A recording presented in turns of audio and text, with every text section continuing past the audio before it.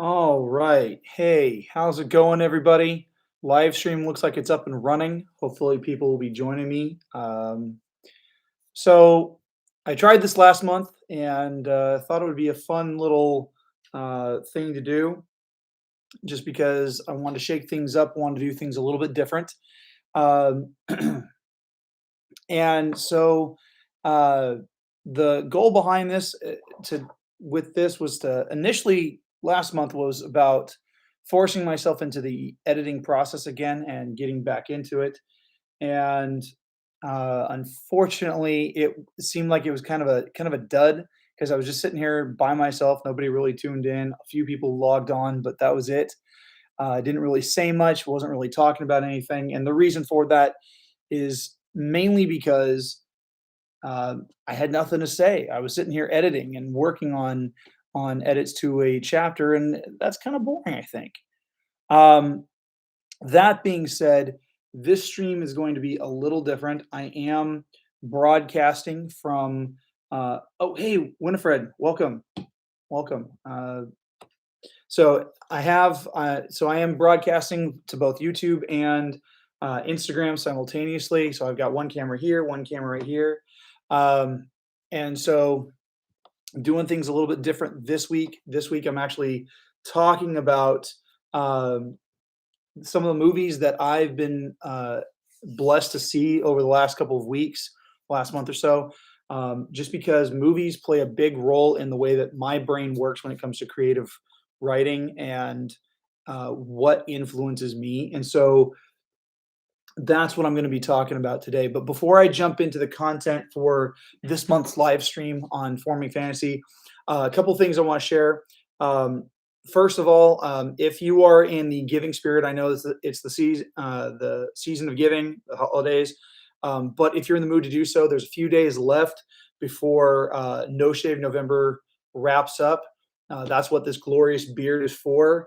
I've been raising money to help support cancer research. Specifically, I'm working with the Testicular Cancer Society to help raise money and awareness for cancers that specifically target men.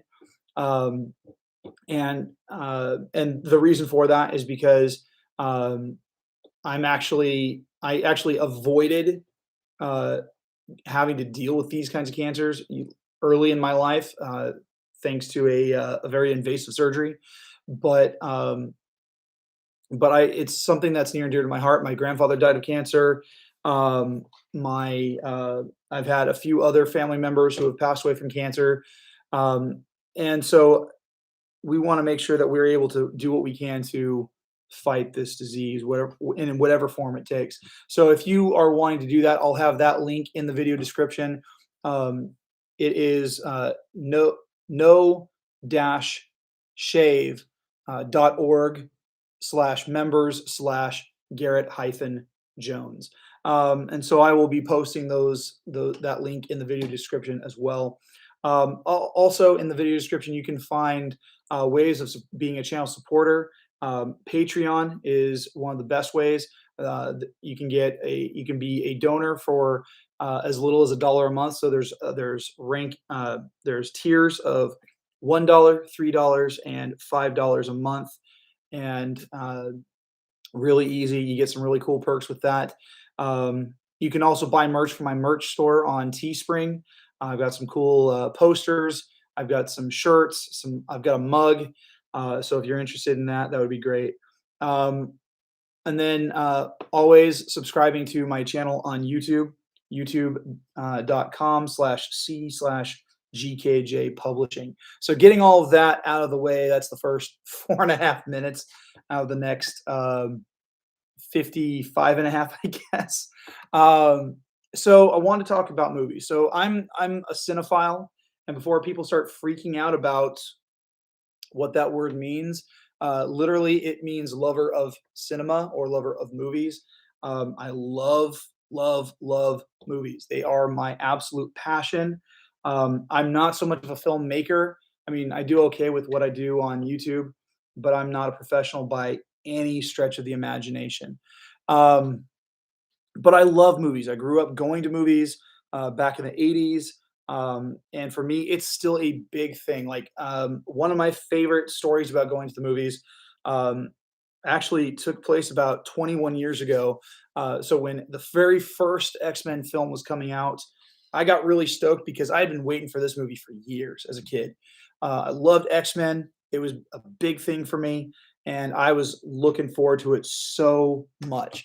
And this is before they started doing pre-orders and pre-sales for tickets.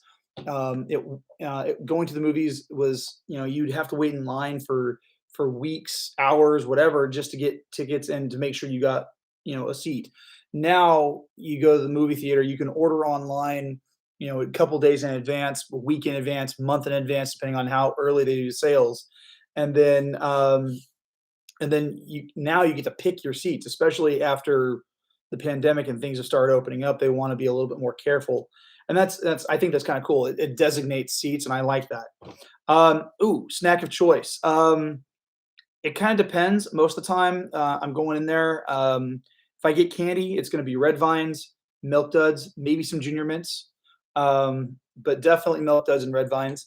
I will occasionally get popcorn, but if I'm going in and it's just me and I haven't had lunch or anything, if I'm hitting a matinee, I will get a hot dog and a popcorn and a soda with some nacho cheese. Yeah, when movie tickets for $5. No joke.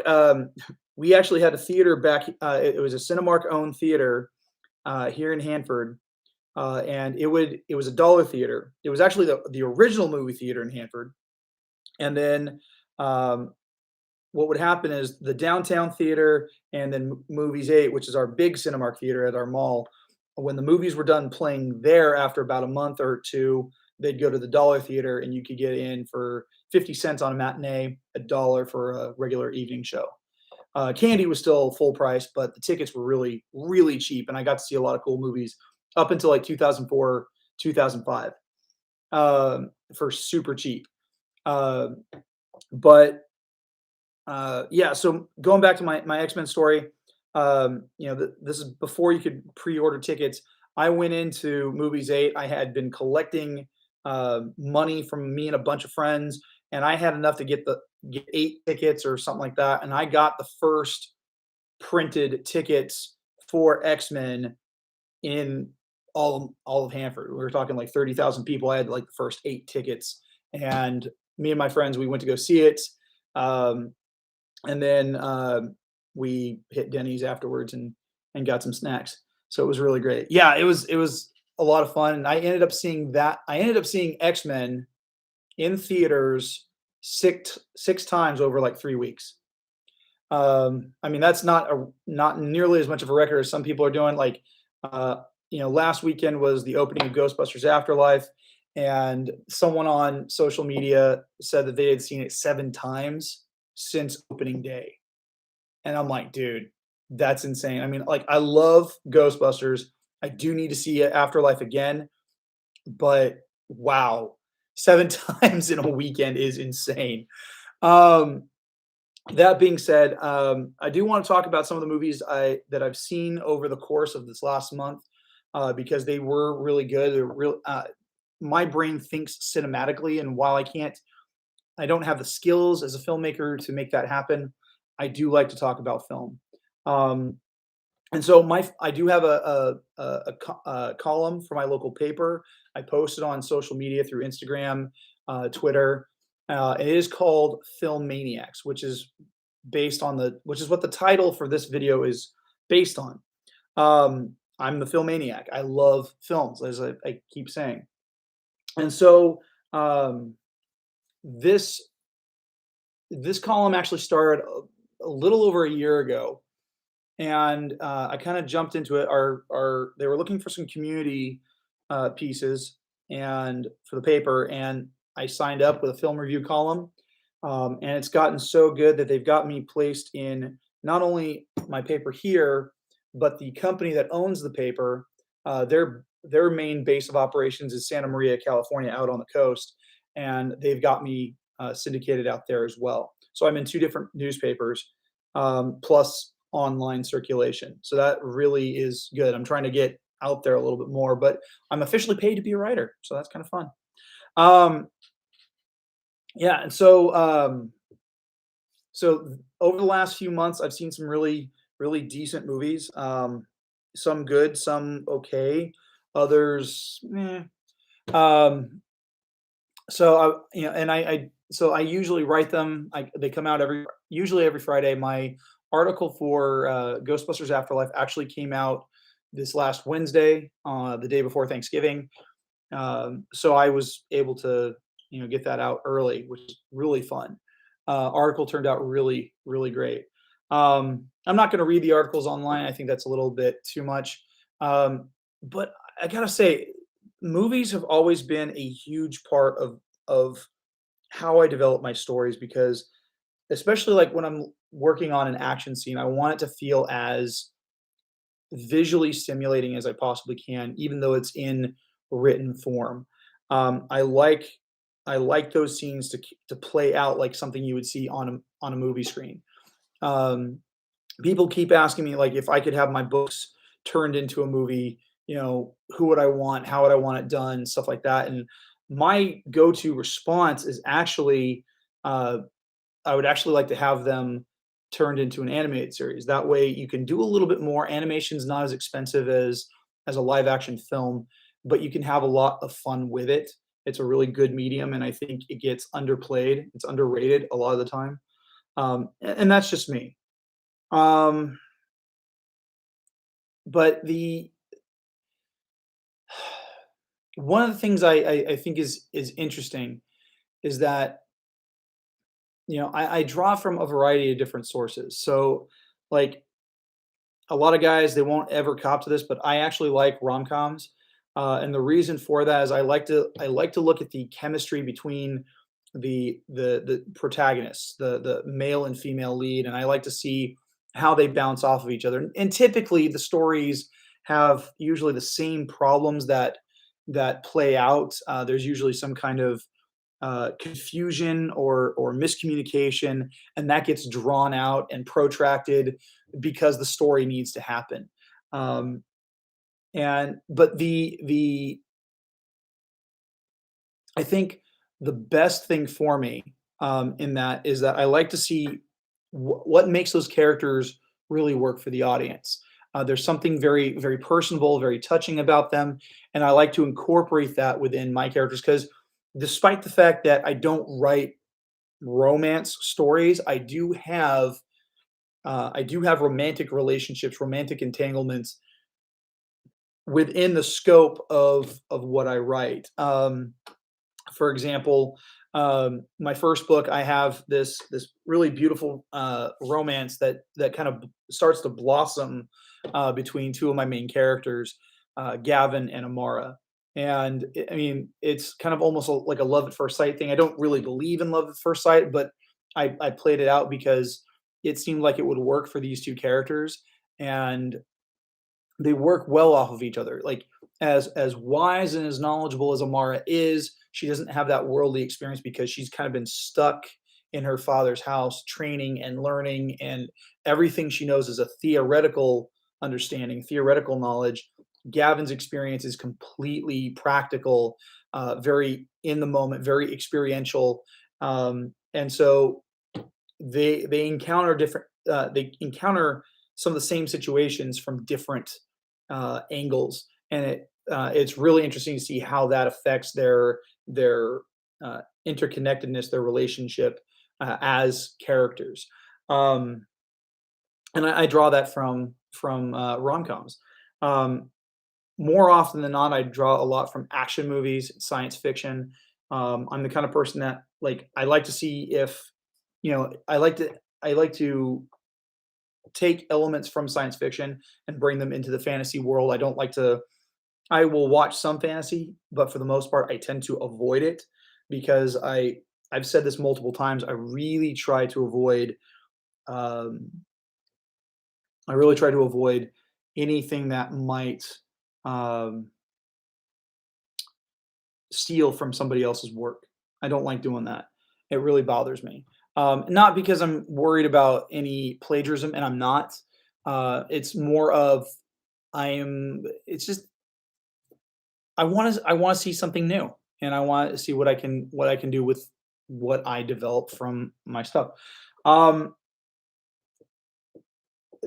so I've had a lot of things influence me, especially dialogue. I try to avoid borrowing dialogue directly, but there are some the ways that conversations take place. I pay attention to what characters do on screen while they're talking and while they're not talking. Um, and I've worked this into some of my writing tip videos for the Creators Corner segments as well. I really think it's important that we see what characters are doing in the background. So one of my articles from earlier this month uh, was on the show Bluey. For anybody who's ever heard of or seen the show, if you're from Australia or New Zealand or the UK, you're probably very familiar with it. US audiences, you're only familiar with it if you're a parent of small children or you've watched Disney Plus or the Disney Channel. But Bluey is this Australian cartoon, really fun. There's a lot of jokes that are both kid oriented, but at the same time, adults can get a big kick out of it as well. Um, and I really enjoyed doing my review on this because some of the lessons that this show teaches for young kids are really great. I watch it with my son almost all the time.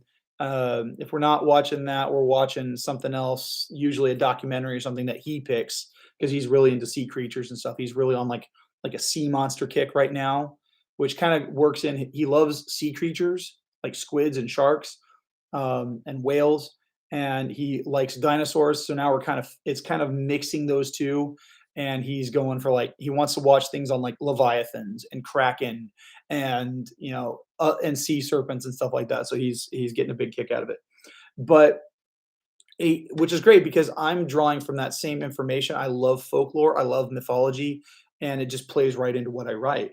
And but Bluey teaches some really great lessons, like teaching kids how to be patient, teaching kids how to have fun without having to resort to over reliance on technology and screens and tablets and phones and whatnot. Um, which I think we run the risk of doing too much in our society these days. Technology's become too overused to an extent. I say this as I'm broadcasting to two different social media platforms, but the thing I like about Bluey is like I was watching an episode earlier today with my son, and one of the things I got a big kick out of is we were watching this episode and the family's having breakfast.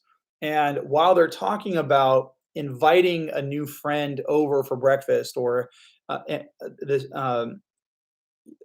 Bluey, the main character, her little sister Bingo is just sitting at the table right between Bluey and her dad, and she's sitting there trying to pour orange juice in her glass.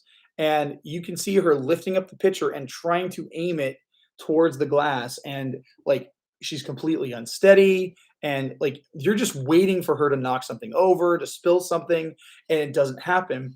But it draws your attention into it. So you're paying attention to the conversation, but you're seeing, even in animation, a family really interacting. You're seeing parents guiding their daughter and the social moras of what happens when you meet new people. You can't just invite yourself over to their house. You don't want to just invite random strangers into your house. You want to build up that rapport and that relationship first.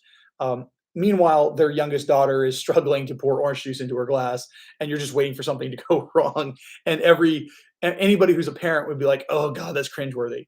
Not cringeworthy in a bad way, but you're just expecting that because I mean, my son he's pushing 5, and he spills. I mean, he was eating soup tonight for dinner, and he dumped at least half of it on the table just because he was spilling soup all over the place.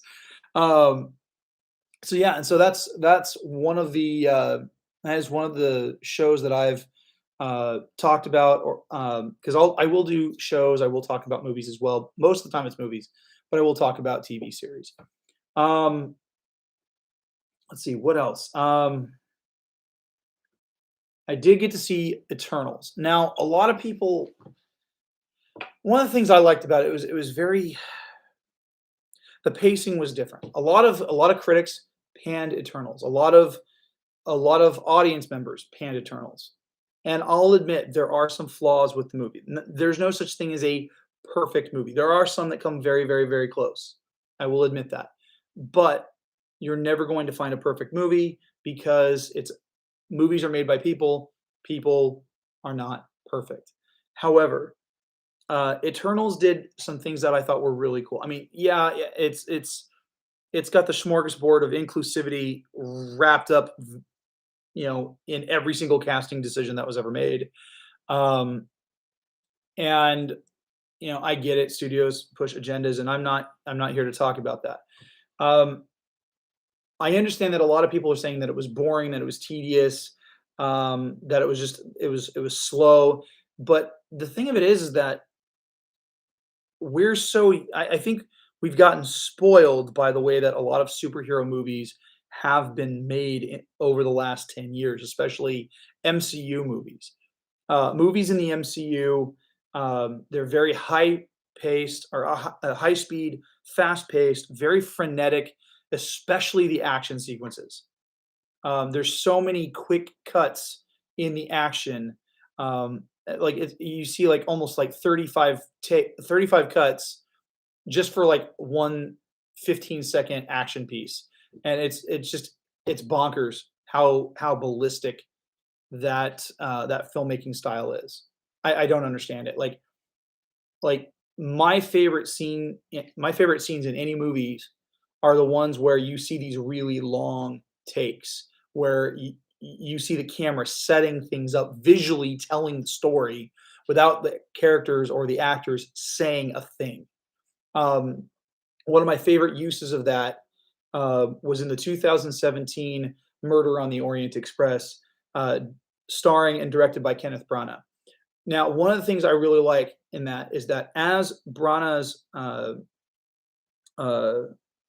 character, Poirot, is boarding the title train, the Orient Express, as he's boarding it, he boards from the back end of the train, which was common in that day and age, because all the sleeper cabins were up near the front. Dining cars are in the back, with lounge cars spread throughout.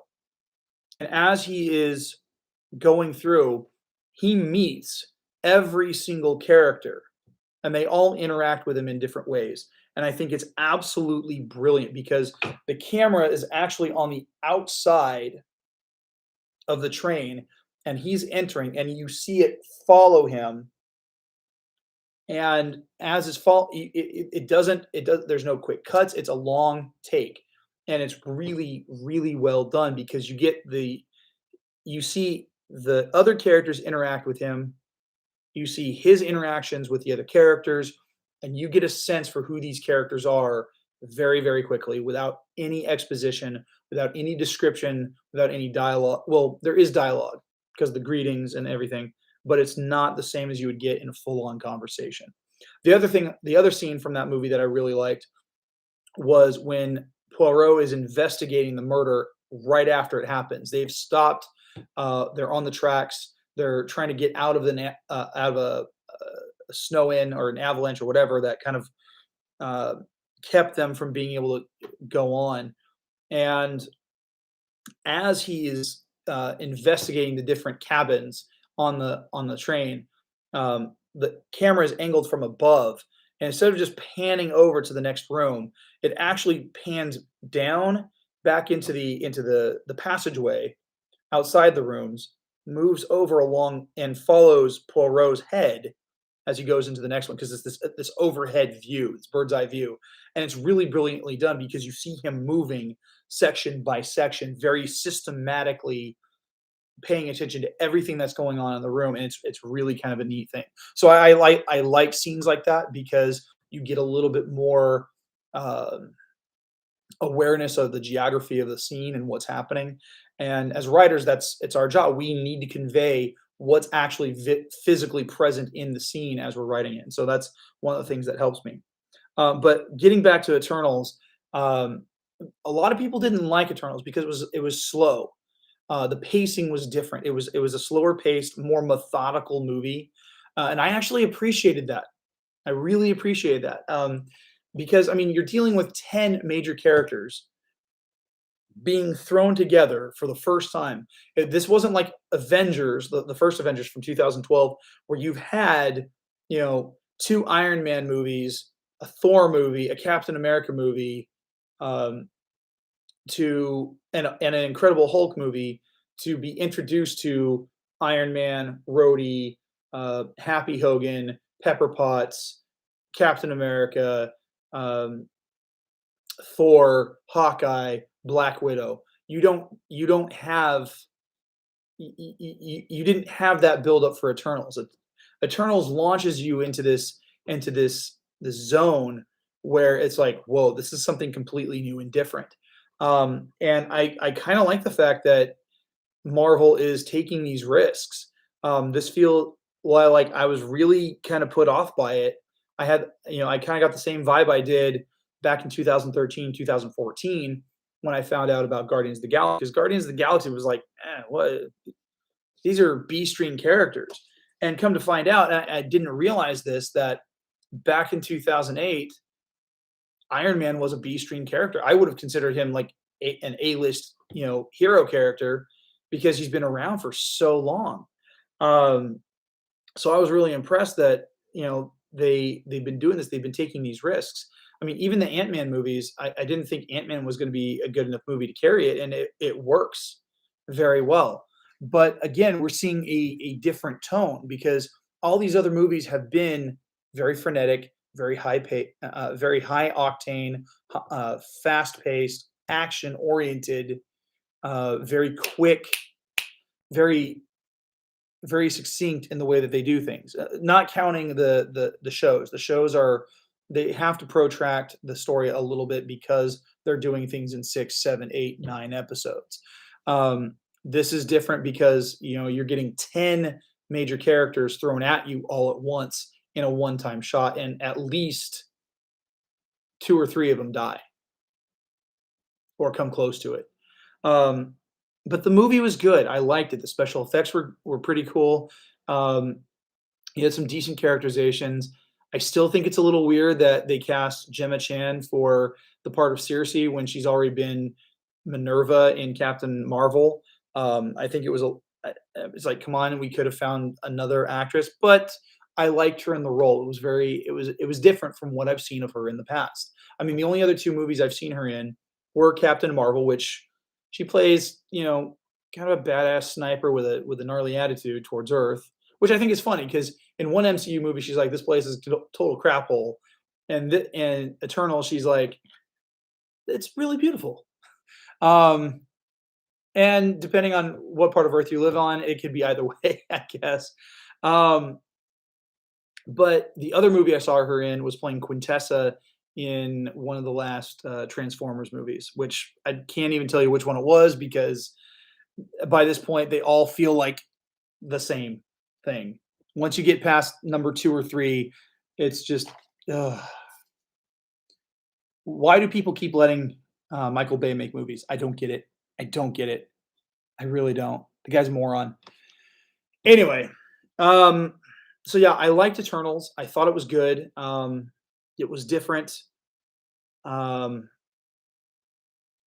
I was waiting for some kind of Game of Thrones reference uh, during the scene between Richard Madden and Kit Harington. I thought that would have been really kind of a neat joke, but I'm glad that they didn't because I think it would have really kind of just jacked up the whole flow of what was happening in that scene. And they kept it short and sweet and to the point, which was nice. They didn't protract anything with those characters. Um, Other movies I've seen, Red Notice. Red Notice was fun.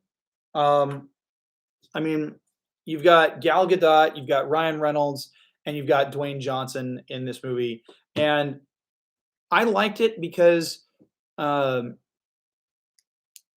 it was fun. I like whodunit movies. I like heist movies. They're really fun. Um, but I had a few problems with this one. First and foremost, about 80% of the dialogue is all exposition.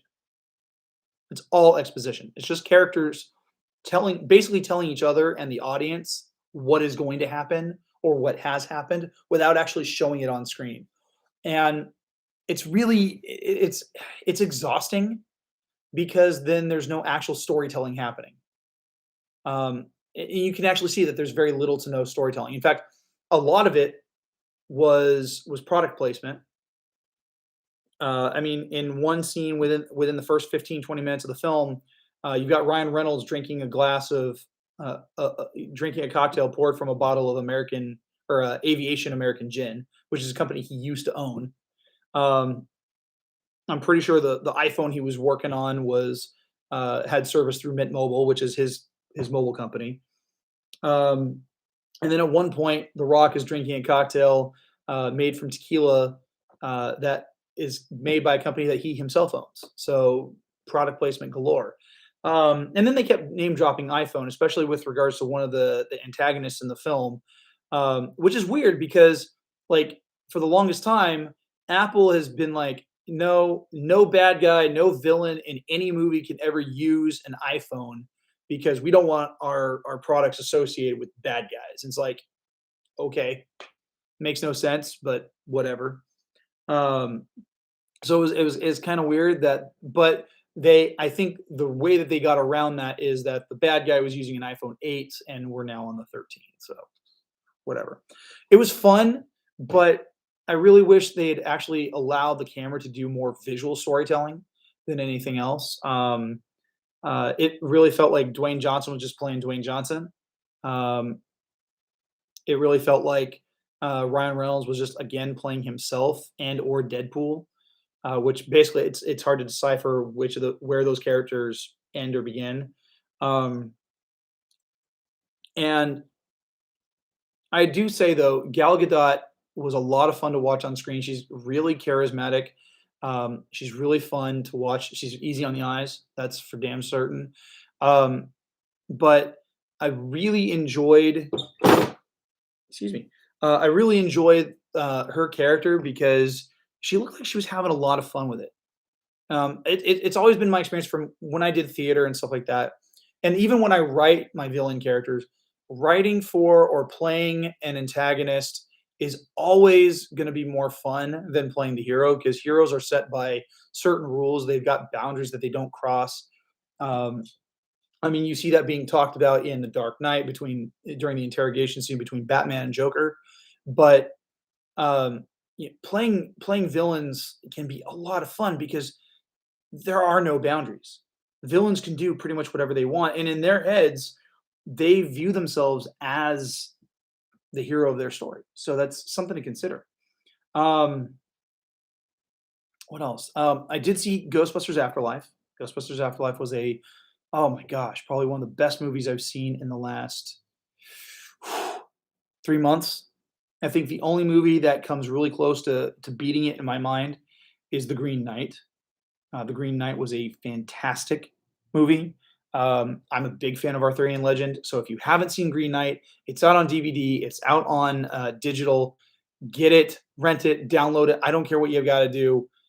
It is worth watching. It is so damn good, um, and so I highly recommend it.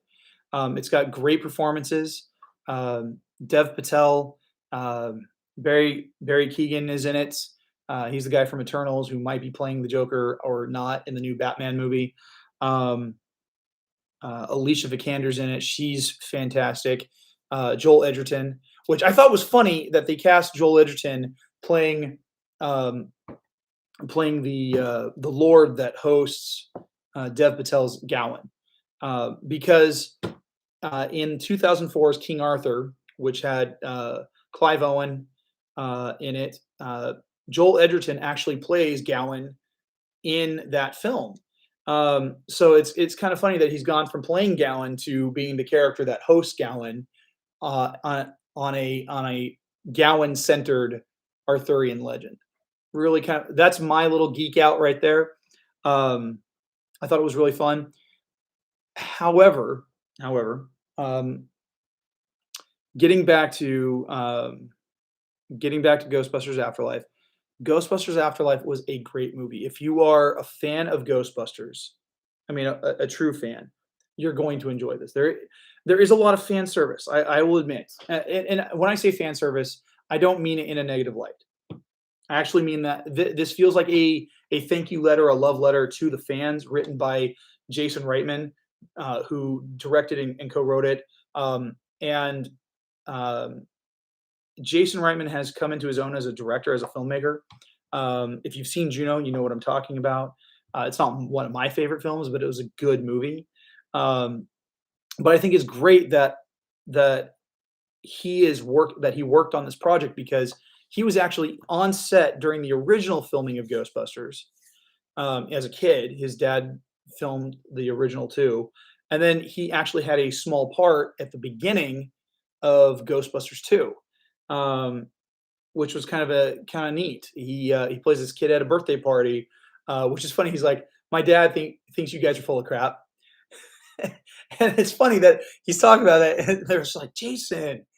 Um, it's this neat callback that he gets to be the kid who says that they're full of crap, and then he comes back in and he gets to direct them and tell them how to do their jobs, essentially. But the film is really good. The use of practical effects are amazing. Like the 2016 reboots in name only film. Um, it's they spent too much on doing everything in digital effects, and the digital effects made it just absolutely horrendous. I'm not even talking about the performances. I'm not even talking about the writing. It's the fact that they spent too much time on the digital effects. The digital effects looked cheesy. They looked like something. They look like PlayStation 1 graphics looked better, is all I'm going to say. And I know that probably someone's out there going to hate this and make some kind of comment, but the fact that Jason Reitman had practical effects being used, like for the terror dog, for bringing Gozer back in, for actual stunt work, I thought it was great that they had as much practical effects in there as they possibly could. The more practical the effect, the more realistic it felt, the more tangible it felt on screen. The performances were good.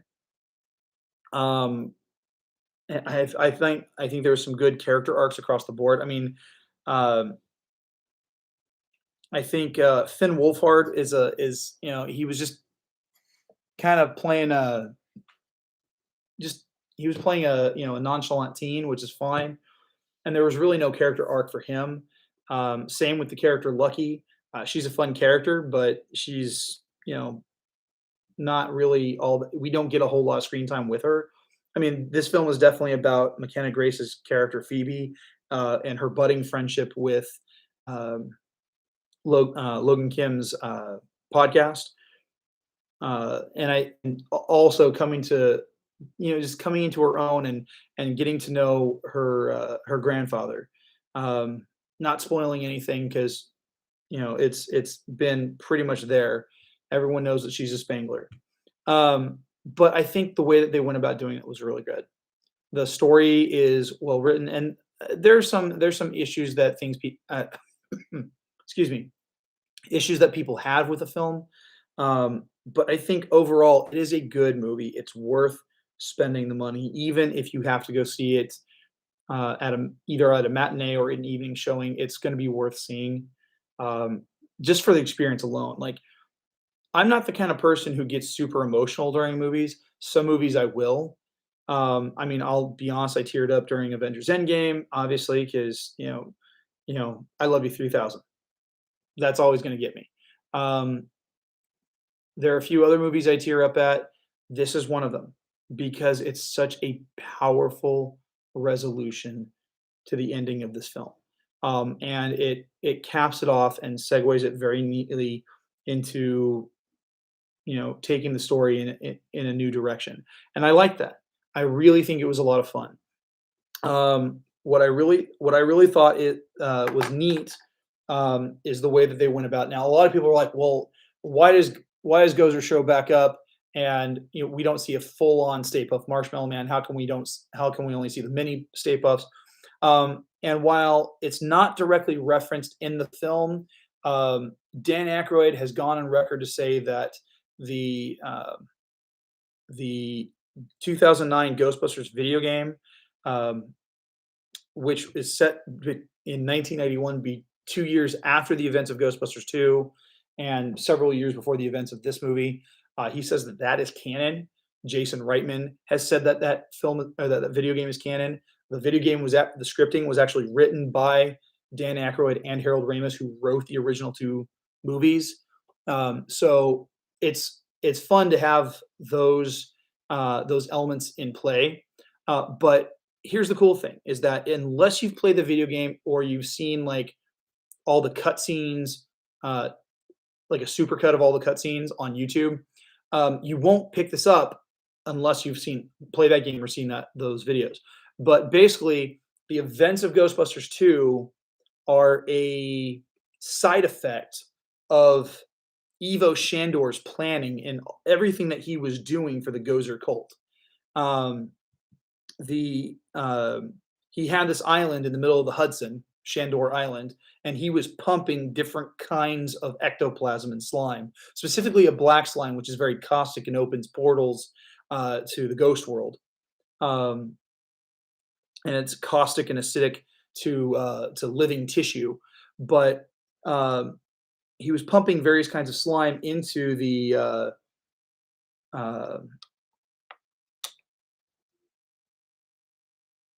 oh crud! I think I've got everything backwards. Anyway, we see him doing that, and it's been really kind of it's interesting because like all that pink slime that we see in the sewers in Ghostbusters 2 is a byproduct of what Shandor was doing. Um, and then uh, the what happens in this film again piggybacks off of that is that Shandor had multiple contingency plans in trying to bring Gozer to the earthly realm. Um, and so I think it's kind of cool that we get to see that throughout the series that there are byproducts and side effects and all these other things that play into everything that happens throughout the series, especially coming from Shandor's side of things. Um, so it's good storytelling. I mean, the world building is fantastic.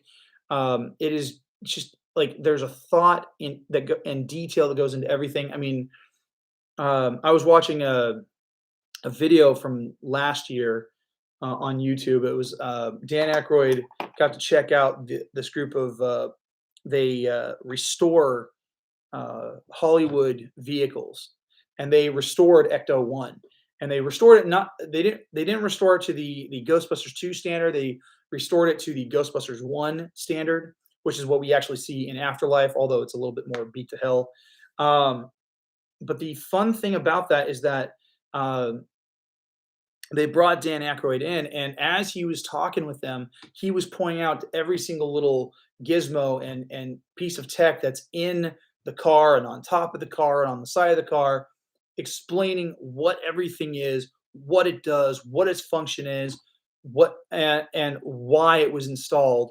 And so he had all this backstory there, and because you can tell he's been developing it for years, and I think it's absolutely fantastic.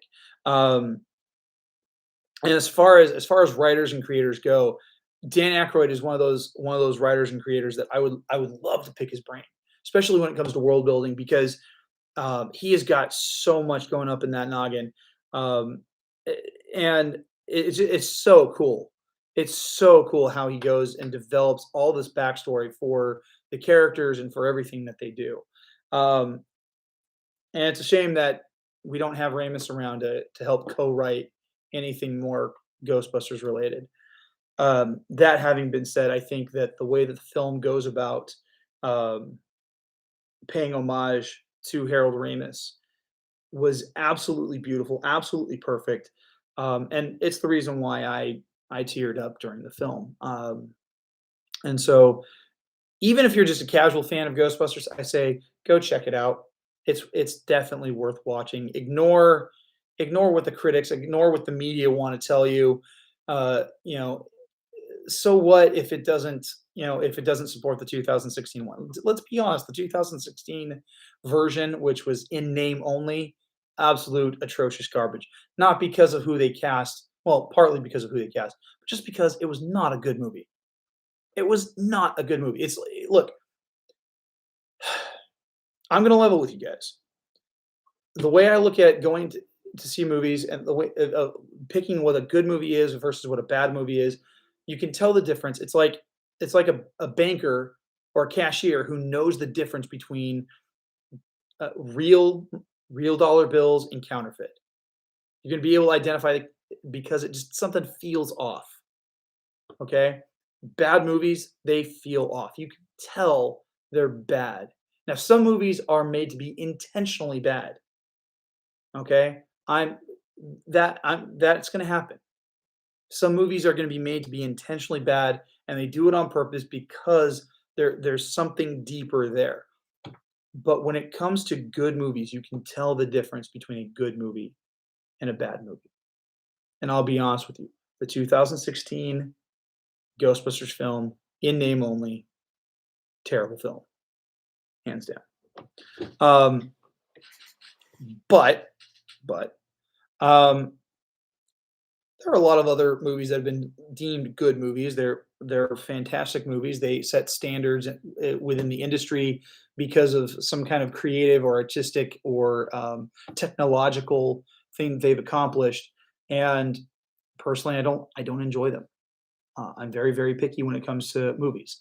Um, most movies I do enjoy though. I'll find something to enjoy about it. I mean, gosh, Double Dragon, the 1993 video game to film crossover was absolutely atrocious. Absolutely atrocious. It was a terrible, terrible movie. It was god awful, but I still found something enjoyable about it. And it was fun. So something to consider when you guys are watching. Um, that's it. Oh, the only other movie I've seen so far during the course of November that was a brand new movie. I did see Dune back at the end of October. Dune was very good. I liked it. I was really upset that they did not warn people ahead of time that it was going to be part one. Uh, I didn't like that because the movie felt very incomplete for me.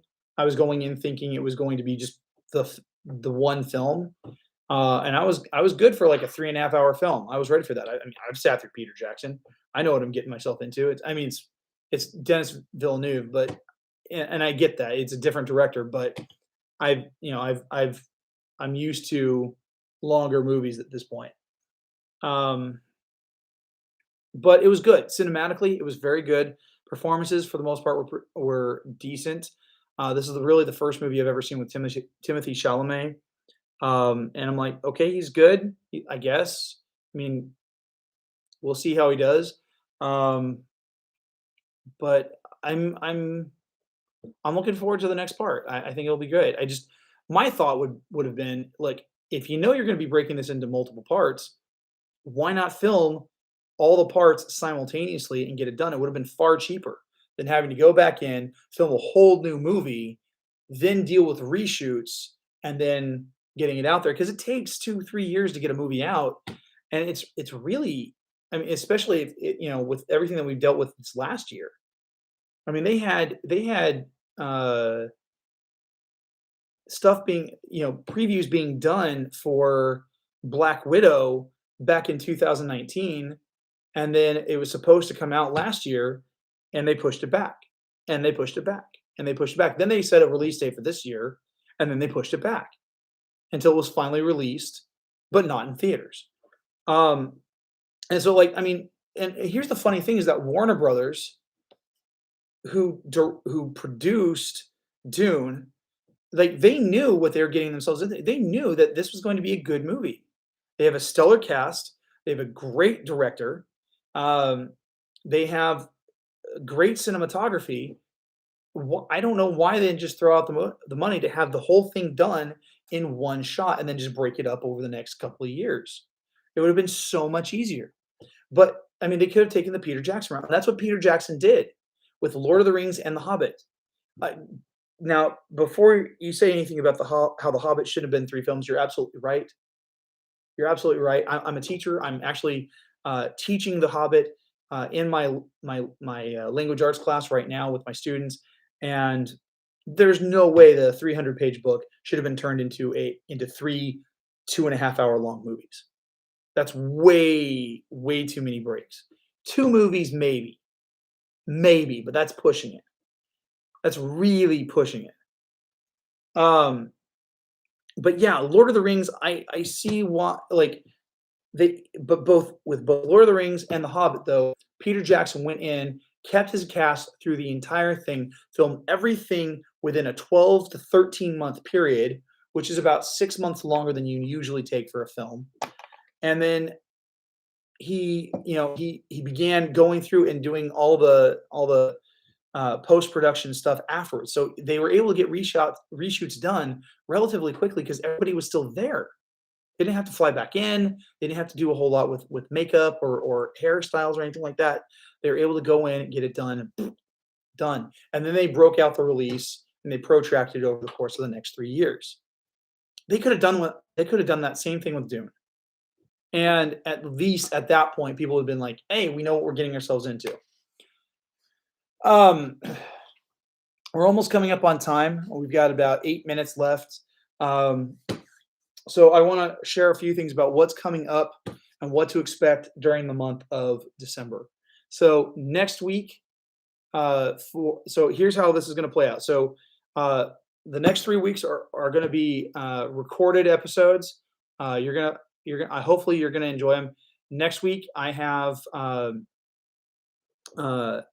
I have a new top 10 list. Uh, I'm gonna have another guest presenter, Deanna Martinez Bay. I had her on last December doing an author interview for author awareness. She's coming back on the show to do a top 10 list. It's going to be her top 10 recommendations. Again, I'm not going to have anything to do with it other than starting the video and finishing the video. The rest of it's going to be up to her. Um, then I have an author interview with paranormal mystery author Stormy Lewis, and I connected with her through Stephen J. Galgan, who I interviewed about the book The Circle. Um, Great to connect with her. She's a fun author. I think you're going to get a great amount of entertainment and insight from her in that interview. And then the third week of December, we are going to have the third installment of the Creators Corner writing tips. I'm continuing on with the Hero's Journey monomyth, and the month of December, I'm going to be talking about.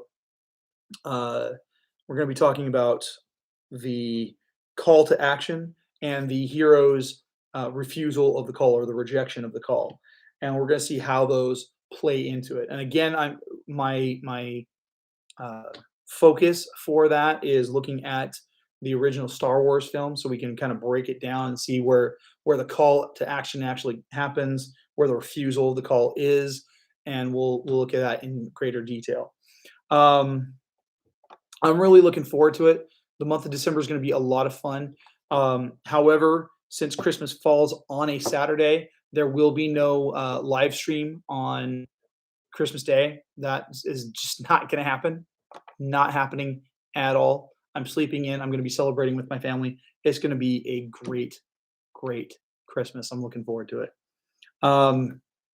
Beyond that, we've got some great stuff coming up in January. I'm not going to talk about that in any kind of detail, but it's going to be a lot of fun. Got some new content coming out, and I think you guys are going to enjoy it a whole hell of a lot. That having been said, we've got about 5.5 minutes left. And right now, what I'm going to do is I'm going to wrap up by simply saying that if you are interested in becoming a channel supporter, I mentioned this at the beginning of the video, but I'm going to say this again here at the end. There are a few ways that you guys can become channel supporters. All the links are down in the video description, but I'll go through them in order. There's Patreon. You can become a patron, monthly supporter for the channel. their support options are $1, $3, and $5 a month. Each one comes with different perks and bonuses. Um, all all donor levels, all patron levels get access to a blooper reel, um, or that I put together at the end of the month.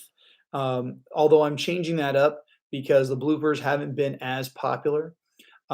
If you donate $3 or more a month, you get access to um, a patron only access to um, a full cut of the interview that I do for author awareness. And then for those who donate $5 a month, you get access to a read only PDF copy of an early draft of a chapter from my newest book, book 5, which is it's not set to come out yet. So you get an basically, you get an early draft of it before it goes through the next round of edits. Um, so that's what you can do on Patreon. And so the link for that is patreon.com/GKJ Publishing. That link is down in the video description. The next way that you guys can become channel supporters is through purchasing merch from my Teespring store. That link is teespring.com/stores/GKJ Publishing. Again, link is in the video description, but you've got access to um, a variety of men's and women's t-shirts. There's a mug. There are posters. There are phone cases. I think there's some socks on there. There's a couple of different patterns that you can pick up. One is the press my buttons shirt that I was throwing out there last year. It seemed to be a funny little gag shirt. I liked it. Wanted to keep it up there, so you guys can check it out. You can also get shirts and designs that have the cover art from all 4 books. Um, so hopefully you guys will dig into those. As far as anything else, I mean, obviously becoming a subscriber, you can do so at youtube.com/c/GKJ Publishing. That's probably easiest. You can follow me on social media at GKJ_publishing. That's on Instagram. That's on Twitter. There's a couple of hashtags that I use for that. The first one is hashtag 5Kingdoms, the number 5, capital KINGDOMS. And then the other one is 5Kingdoms merch. Again, the number 5, kingdoms spelled with the capital K, and then merch spelled with the capital M. And so, like, if you do pick up any of the merch, whether it's a shirt, mug, whatever it is that you decide to pick up, you can snap a pic and post it to Instagram or Twitter, tag me, use that hashtag, and I'll feature your photos in a future video. I'd love to do that. I think it would be really neat. And again, if you have any topics, any films that you'd like me to review for my column for Filmaniacs, by all means, you can do so. You can actually email me that directly, gkjpublishing@gmail.com, and I'll respond and I'll see if that's something I can work into my rotation. Usually, I try to go with something as new as I possibly can, especially something that's going to be hitting big or coming out on a streaming platform. So I'm game for either of those. Lastly, I want to remind you, No Shave November. The link is down in the video description. And that's why I'm growing out the beard. I'm partnered with the Testicular Cancer Society to raise money and support for them. And whoever makes the biggest donation for that gets to decide what I do with the beard at the end of the month. So I look forward to seeing what you guys have in store for me. So as of this point, I'm getting ready to sign off. Thank you for tuning in, for those of you who did. And I look forward to launching the top 10 video with you guys next week. So if I haven't said it before, have a very wonderful rest of your Thanksgiving break. And I'll catch you out there. Peace.